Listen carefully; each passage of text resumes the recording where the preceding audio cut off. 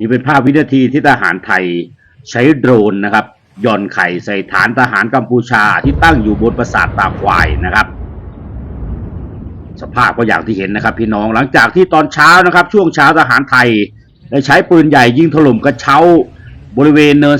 350รวมทั้งทำลายบันไดคอนกรีตของฝั่งกัมพูชานะครับที่ใช้ขึ้นปราสาทตาควายรวมทั้งเนิน350ได้สำเร็จนะครับ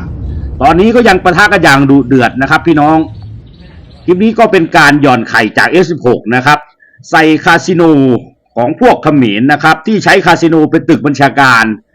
ในการซ่องสุมกำลังพลรวมทั้งเป็นศูนย์บัญชาการนะครับในการใช้โดรนสอดแนมนะครับก็ถูก F16 ของไทยหย่อนไข่ใส่ไปในตอนเช้านะครับชาวเขมรที่เห็นถึงกับร้องเสียงหลงกันเลยนะครับพี่น้อง